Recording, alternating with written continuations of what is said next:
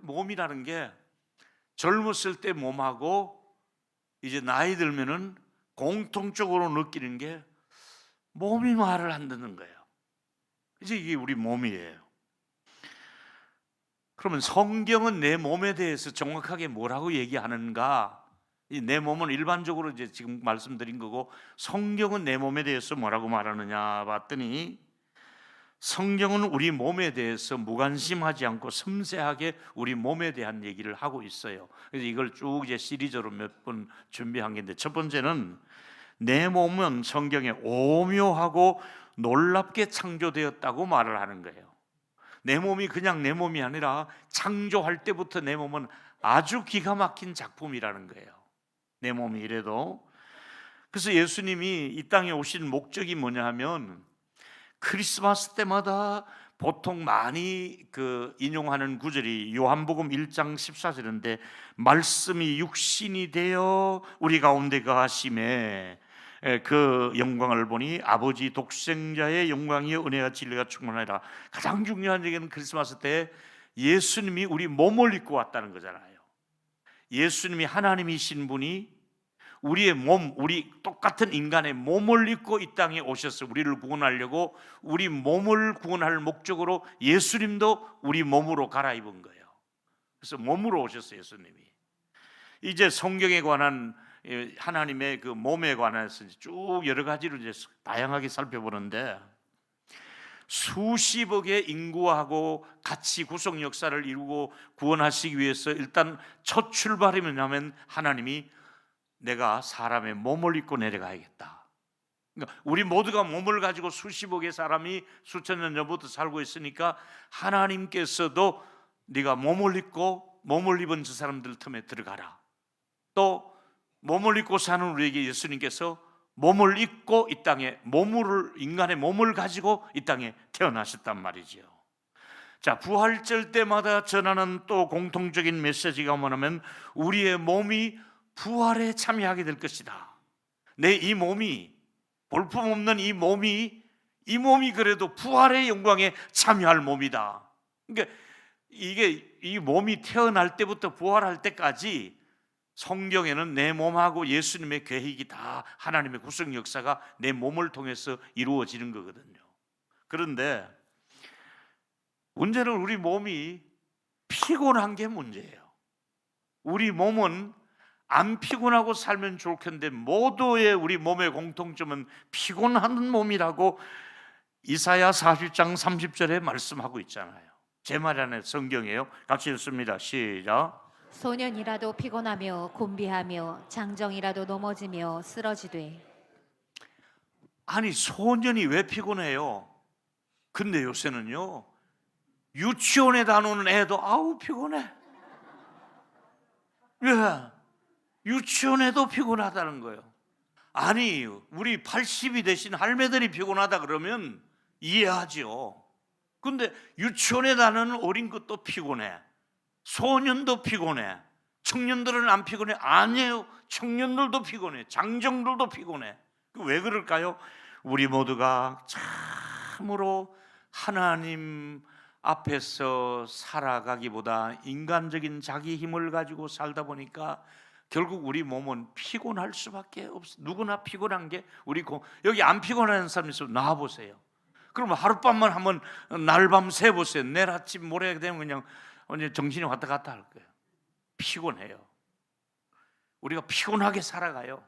근데 성경은 여호와를 앙망하는 자는 새 힘을 얻으리니, 하나님을 의지해야만이 그 피곤을 이기고 우리 몸을 유지할 수가 있는 거예요. 이번 주간에도 또 우리 하나님이 주시는 힘으로 하나님을 앙망하는 가운데 독수리 날개처럼 올라갈 수 있는 하나님, 우리 몸에 새 힘을 주시기를 축복합니다. 사람을 피곤하게 하는 이 모든 사람들이 또 하나의 공통점이 있다면은, 우리는 우리 몸에 대해서 만족하지 않다는 거예요. 성경은 우리 몸에 대해서 다윗이 대답을 했어요. 역시 은혜 받은 다윗은 몸에 대해서 이렇게 말한 것이, 다윗이 얼마나 기가 막힌지 몰라. 시편 139편 13절, 우리 몸에 대해서 다윗이 뭐라고 했습니까? 읽습니다. 시작. 주께서 내 내장을 지으시며 나의 모태에서 나를 만드셨나이다. 내가 내가 주께 감사함은 나를 나를 지으심이 지으심이 기묘하심이라. 심히 기묘하심이라. 주께서 하시는 일이 기이함을 내 영혼이 잘 아나이다. 내가 기가 막히게 하나님이 작품을 아주 신경 써서 멋지게 만들어 놨다는 거예요. 동의하시면 아멘. 여러분이 그래도 외모는 어쨌든지 간에 여러분이 뭐 그보다 가장 중요한 것은 여러분의 그 내장, 간이며 췌장이며 뭐 콩팥이며 이런 그 가슴에 뭐 이게 뭡니까 허파 이런 거, 배 이런 거, 눈이며 하여튼 여러분의 모든 그 껍데기보다도 여러분 안에 들어있는 내장돼 있는 뇌라든지 장이라든지 모든 기능이 하나님께서 심히 기가 막히게 우리 몸을 만들었다고 말씀하고 있어요. 이건 여러분 받아들일 수 있겠죠? 하나님이 기가 막히게 어느 과학자도 그렇게 못 만들어요. 기가 막히게 하나님이 내 몸을 그렇게 소화도 되게 하시고 눈으로 보고 인지하고 느끼고 말하고 냄새 맡고 다 움직이도록 하고 또 많이 보면 또 속이 불편하게 하고 좀 있으면 방구도 나오게 하고 이게 기가 막히게 하나님이 만들어 놓은 거야.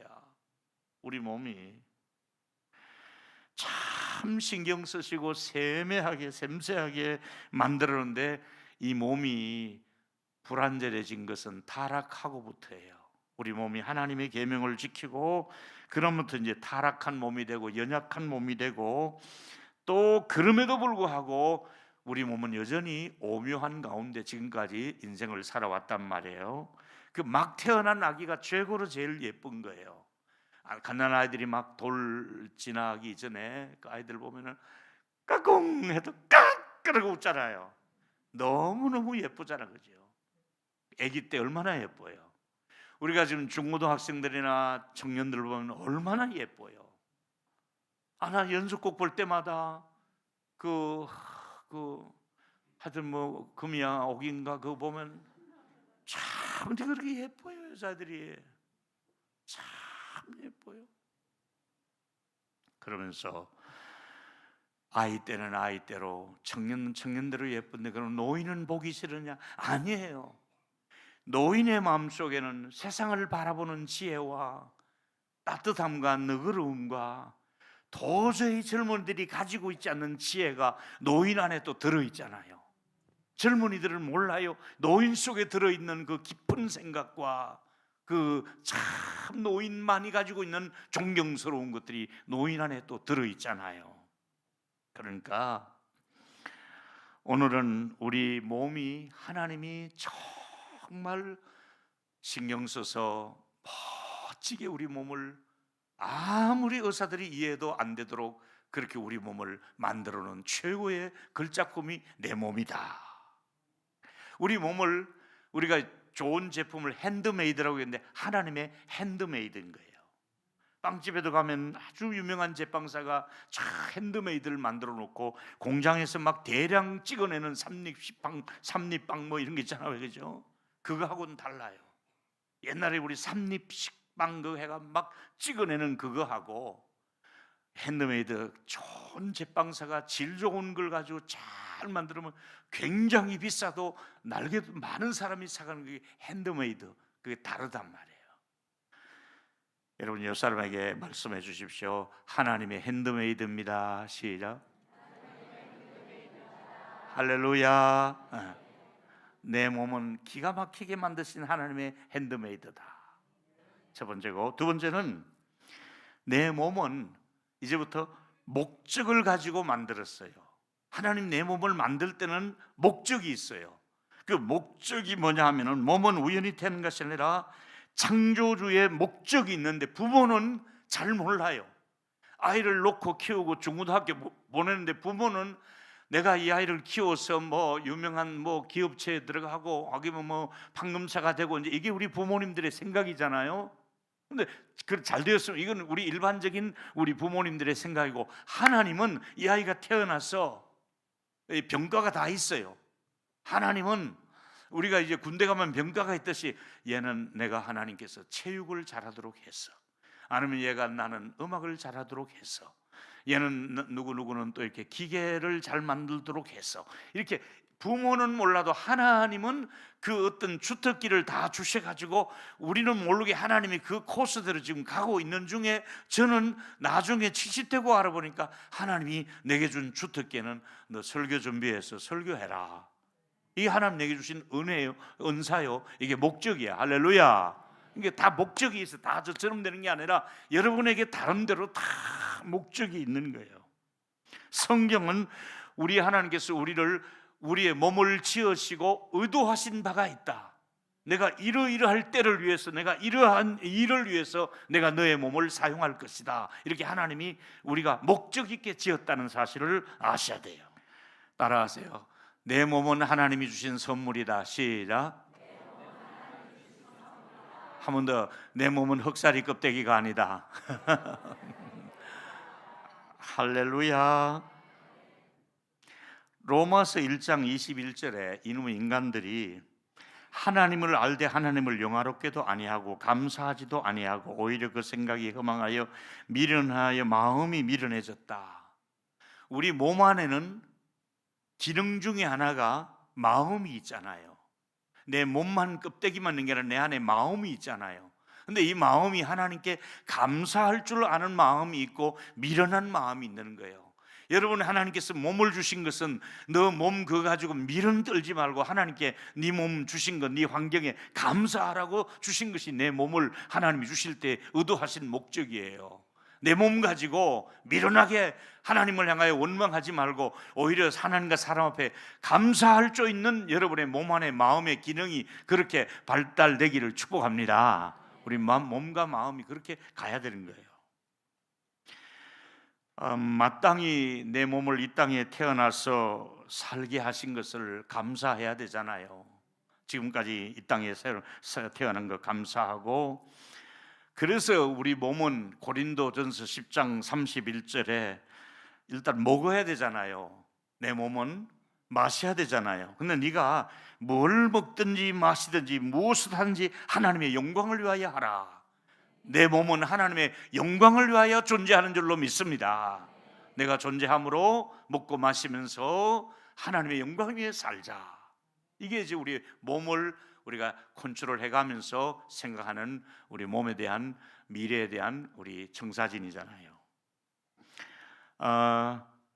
불완전한 몸이라도, 아픈 몸이고 또 병든 몸이라 할지라도 그 몸 가지고도 하나님의 영광을 드러내라. 하나님께 감사해라. 이것이 우리의 지으신 하나님의 목적이고, 생명이 얼마 남아 있든지 간에 그것은 우리의 소관이 아니라 하나님께 남은 생애에 내가 살아있는 동안에는 하나님의 영광을 위해서 살자. 이것이 우리 몸 관리의, 마음 관리의 원칙이거든요. 그래서 삶의 실존에 조금 더 구체적으로 들어가면 바울은 데살로니가전서 2장 8절에 너희를 얼마나 사모하고 첫 번째 주는 것이 복음을 준다고 말씀을 했는데, 어떤 사람은 우리의 목숨까지도 너희에게 주기를 기뻐하면 두 가지가 나옵니다. 복음을 주는데 목숨까지도 주고 싶다. 복음을 위해서는 내 목숨도 내어놓고 싶다. 복음을 위해서라면 내 목숨을 복음을 위해서는 드리고 싶다. 이게 내 목숨보다 귀한 게 복음이다 이거잖아요. 할렐루야. 복음을 위해서라면 난 목숨도 드릴 수 있다.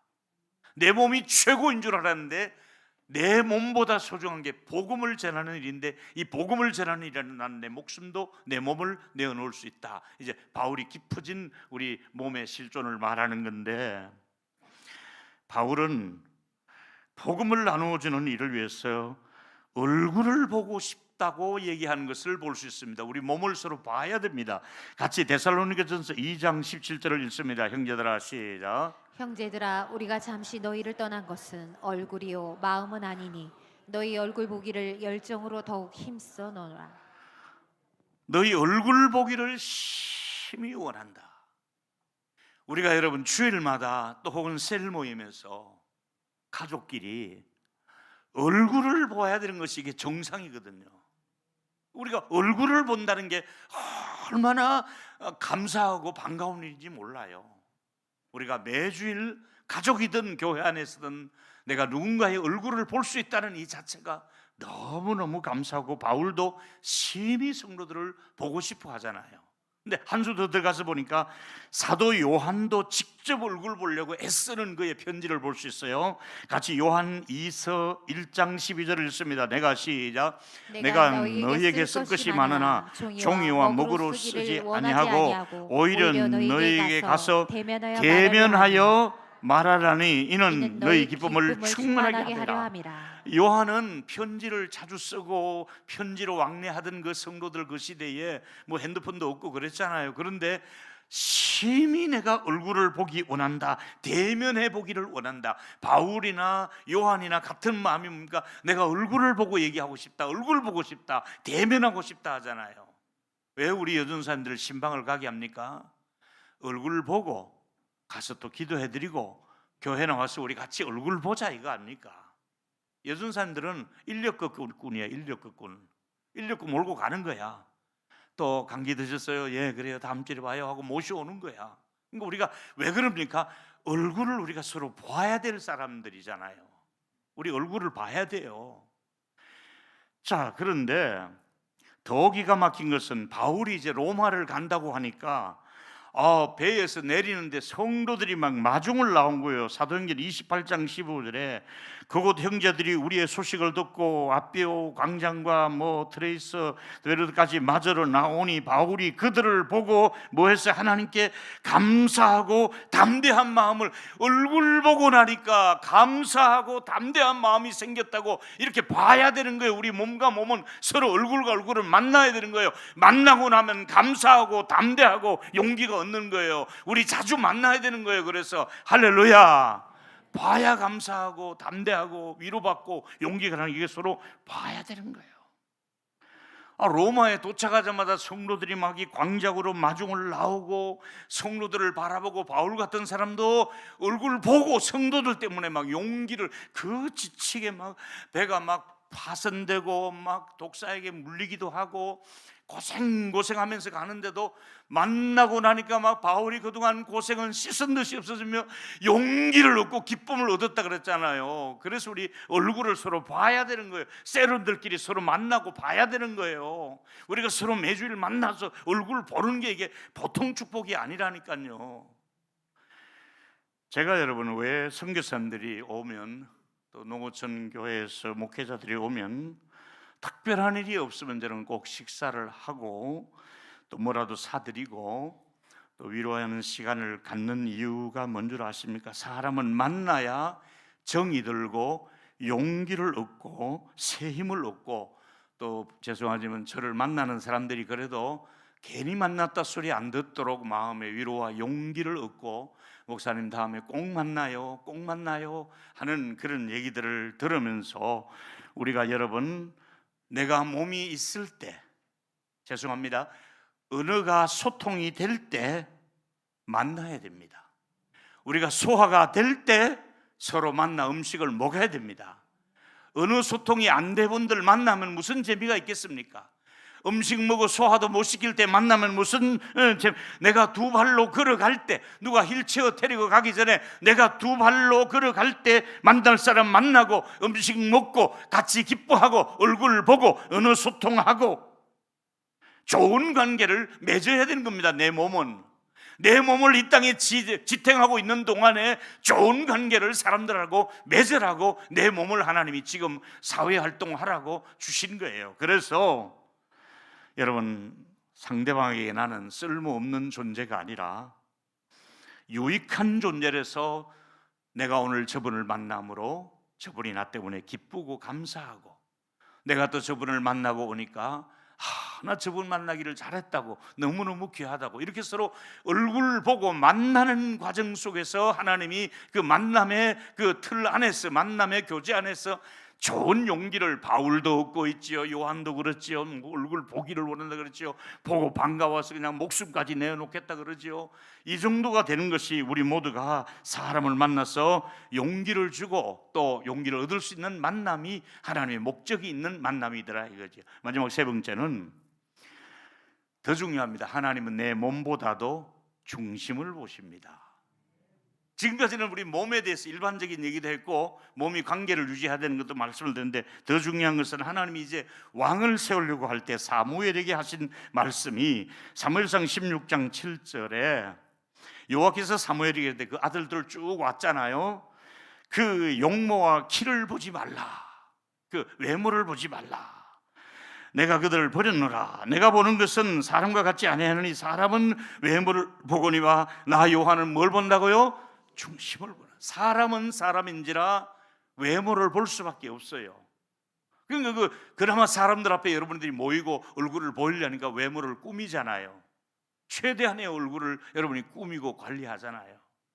그 외모를 보일 수밖에 없어요. 그러나 하나님은 여러분의 외모보다는 난 너의 중심을 알고 있다. 중심을 보세요. 하나님이 물론 사람인지라 이제 외모를 보더라도 다윗을 통해서 주신 말씀은 분명히 말씀합니다. 나는 외모를 보지 않고 중심을 본다. 내면 세계를 보고 있다. 이렇게 말씀하시면서 다윗은 외모가 어땠느냐? 사무엘상 16장 12절에 보니까 그 용모가 빛이 붉고 눈이 빼어나고 얼굴이 아름답더라. 참 은혜를 입은 다윗의 모습을 우리에게, 그리고 그에게 기름을 붓는 사건이 일어났습니다. 다윗의 형들은 외모로는 다윗보다 항상 모든 면에서 그 외모가 다윗보다 형들이 훨씬 더 나았던 것 같습니다. 그런데 막상 하나님은 난 외모를 보지 않는다, 난 중심을 본다 하시고 결국은 평소의 마음의 중심을 보았던 다윗을 보고 그에게 기름을 부어고 있는 모습을 우리가 볼 수가 있습니다.